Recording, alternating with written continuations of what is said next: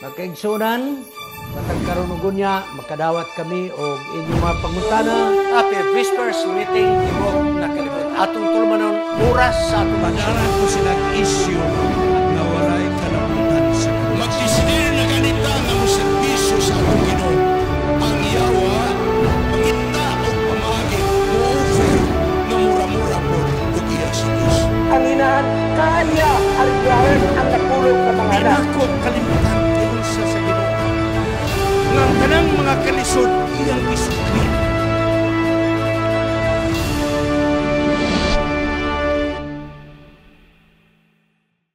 Happy prayer meeting sa Tibok Kalibutan.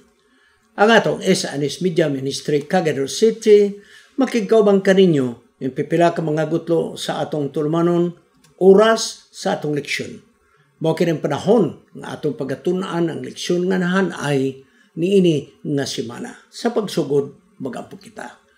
Gamahan nga Diyos nga nakas mga langit. Salamat kay imong gisustain ang SNS Media Ministry nga niabot na kami sa ika-12 ka mga tuig sa pagserbisyo sa imong mga kaanakas na buknaong sa yuta. Ang among pagtuod karon makadungang pagsabot namo sa mga programa nimo sa imong mga katawhan hangtod sa umabot nga kapanahonan. Kining tanan among pagadawaton sa ngalan ni Hesus manluwas. Amen. Mga kaigsunan, sa dili pa ta moadto sa ato nga leksyon, ani ana ko'y formal nga hangyo ninyo. Ang atong daan nga kamera nagkinahanglan na yun ng ilisan. Sa katarungan, nga usahay, balik-balik na mo ang production tungod kay mag-error siya. So, nagkinahanglan na yun, kaya na serious na ang iyang mga issues. So, naipanahon nga muhunong ang pag-record, na nga, kapoy kayo ang recording na mo, mga kaigsunan. So, sa tapos nga makuti nga pag susi gayod, pagpangita og maayong quality, kaya di nato isakripisyo ang quality.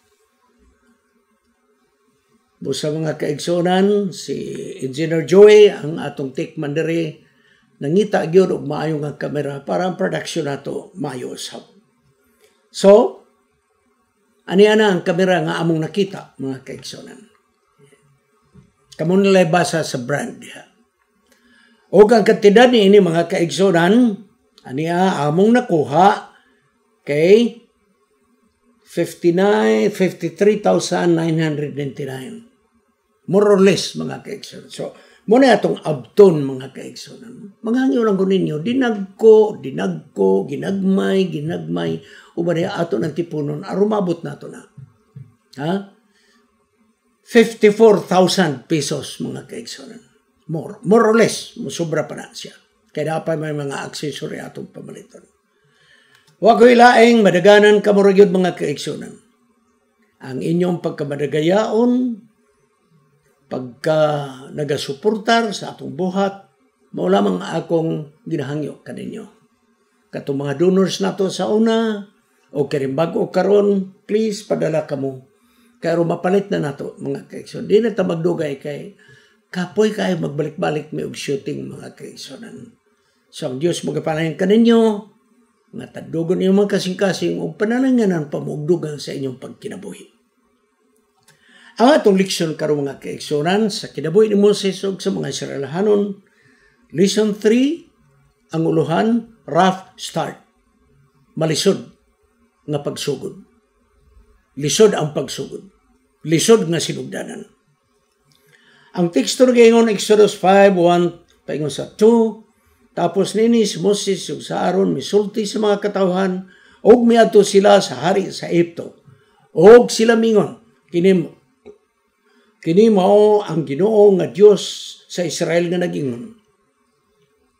Tugote ang mga katawhan nga mulakaw aron nga sila makaselebrar sa akong pista dito sa Kamingawan. Parang hari sa Egypto mo yung kinsa man ang inyong Diyos nga ako mutuman kaniya aron akong tugutan ng mga Israelanon nga manghawa. Wala ako makaila ni anak nga Diyos. Dili nako palakon ang mga Israelanon. Rough start. Dili buti pasabot mga kaigsunan, nga kung magsunod kita sa atong Diyos yung mga plano, malipayon, hayahay, ang atong dalan nga pagalaktan. Di na mao. Hinunuha, mga kaigsunan, ang linugdangan o katapusan, kalipay gyud og kadaugan. Dili sa tanang panahon, mga kaigsunan, mahitabo nga ang gusto nato mo gyud. Dili. Naay panahon nga kita mituma sa atong Dios, mituo kita sa iyang plano, apan may mga problema nga atong magian. Mao nga usahay pag-abot sa mga problema nga ato nakita nga gi-approve man ni sa Dios nganong naingon ni mga tanadayta. Asa man ini ang atong Dios? Kay gusto man nato nga kanang hayahay gyud dayon ang atong magian. Dili na, mga kaigsunan. Bisan pa man kita mosalig sa atong Dios, naay mga panahon nga ang dalan nga atong magian malisod.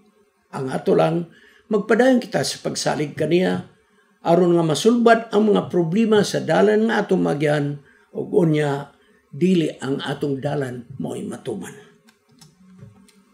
Nagapaabot mong ta mga kaigsunan nga diha ang Dios kung naay problema fix dayon ritso ayohon dayon. Dili. Naay panahon mga kaigsunan. Ngusay ang atong gimo, dili dayon mo click, di dayon mo mga kaigsunan. Si Moses nasayod ng pagsalig sa Dios sa malisod nga kapanahunan, naibalo siya na. Mao nga siya nagapadayon sa pagsunod sa atong Dios, aron nga ang mga Israelanon iyang magiyahan sa mga butang nga giplano sa Dios, aron nga kini iyang madala ngadto sa yuta sa saan. So niya ang pangutana mga kaigsoon, kinsa man ang imong Diyos, wag ko kaila. Muna pangutana ni Paraon. Kinsa man ang imong Diyos, nga ako musunod siyang tingog, ug tugutan ang Israel nga mulakaw. Wala ako makaila sa imong Diyos. Busa dili na ako palakton ang mga Israelhanon. Exodus 5:2. Si Paraon mga kaigsunan, ang iyang tubag, dili aron masayid siya kinsa nga Diyos. Kung dili, ang iyang tinubagan, iyang gihagit ang Diyos sa mga Israelhanon. Kay dili siya mutuo nga aduna pay lain nga Diyos gawa sa ilang Diyos nga ilang simbahan.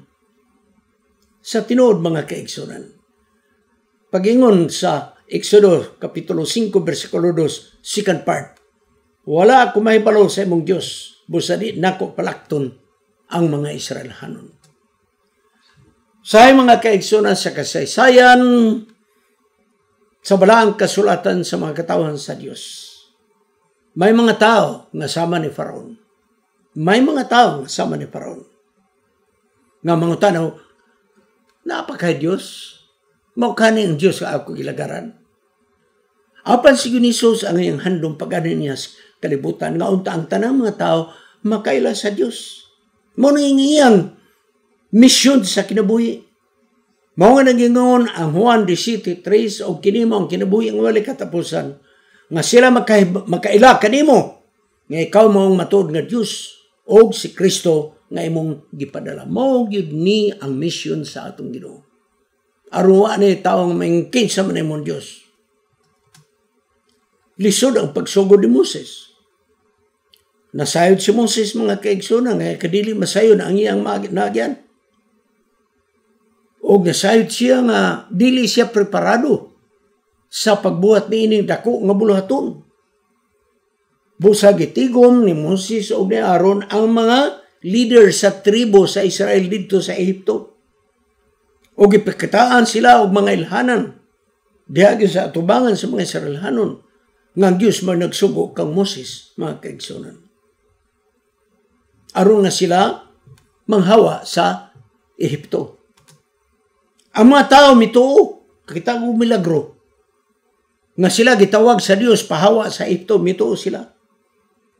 Grabe ang ilang kalipay nga sa katapusan, mawala na ang ilang pagkaulipon. Gani, misimba sila sa Dios. Ano ang gingon? Exodus 4:31. Pagkadungog nila kang Moses nga ang Dios nagpadala kanila, nga mo'y mag-lead out sa ilang lakaw palayo gikan sa Egypto, nagyon din og ang mga tao mituo nga si Moses gitawag sa Dios. Og nakadungog sila sa Ginoo nga mibisita sa mga katawan sa Israel. Kay nakita sa Dios ang ilang mga kasakit. Bosa sila mihapa og misimba diha mga kaigsunan. So murag hayahay na bitaw nga mituo na gid sila. Pagpagadto ni Moses sa hari, nisangit siya. Kay ang hari nagdumili gayon. Sa kasuko sa hari nga di ay doon na plano nga muhawa ang mga Israelhanon, gidubli niya ang trabaho nga gihatag sa iyang mga ulipon. Gipatasan ang kuta sa pagbuhat og mga bricks, kanang murag hollow block mga kaigsunan, nga malisod na nila makabot kada adlaw mga kaigsunan.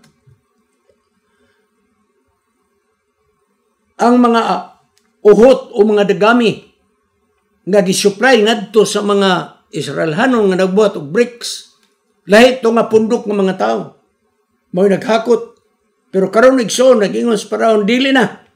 Kamu mismo nga magbuhat og bricks.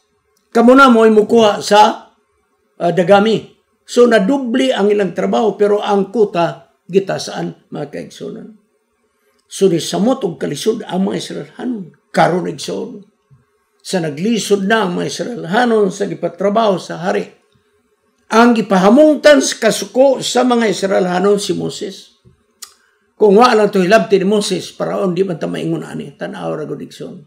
Tan-aw ra gud. Og moingon sila sa Exodus 5:21, og sila mingon ngadto kanila.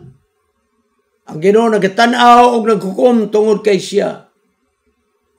Nahagit si Paraon og ang iyang mga ulipon,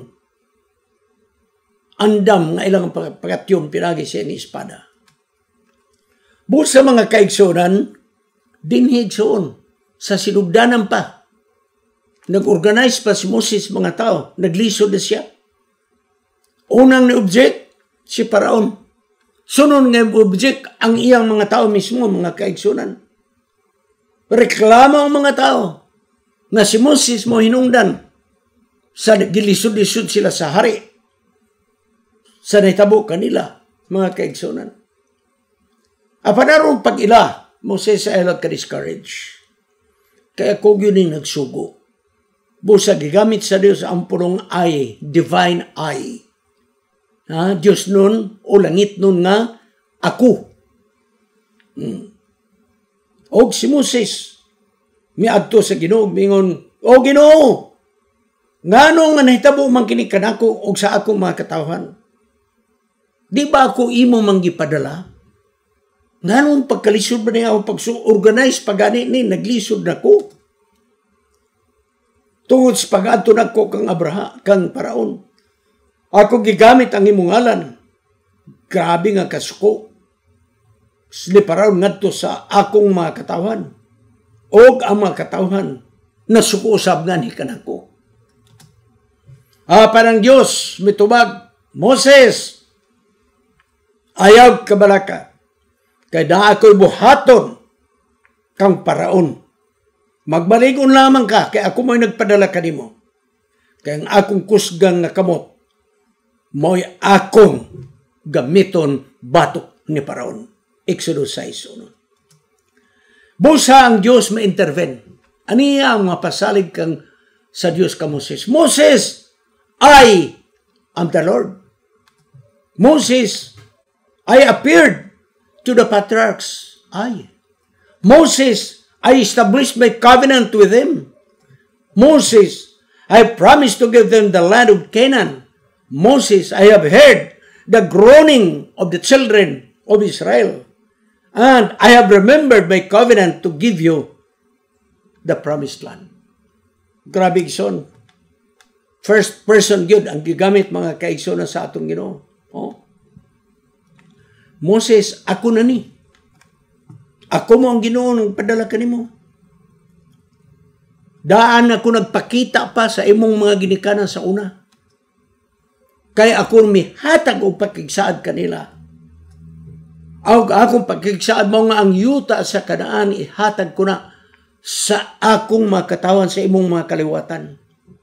Moses, ako mismo nakadungog sa mga paghilak sa mga Israelhanon sa ilang pagkaulipon.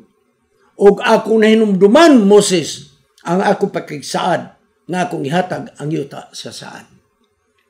Mga kaigsunan, niini ang Ginoo may proklamar sa 4 kamadagkong butang sa Israel nga siya mo'y buhi nga Diyos.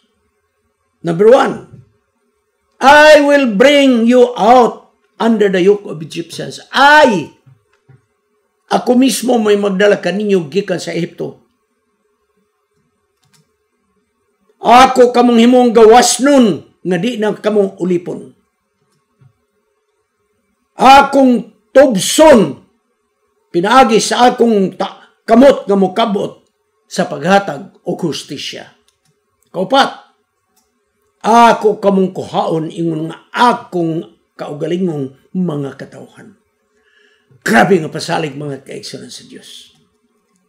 Busa, kini mga kaigsunan kining tanang gisulti sa angtong Diyos, ang mga Israelhanon mo'y mudawat sa kaayuhan sa tanang pasalig sa Diyos. Gihatag sa Diyos ang iyang gasa gikan siyang gugma. Ug unya gihatag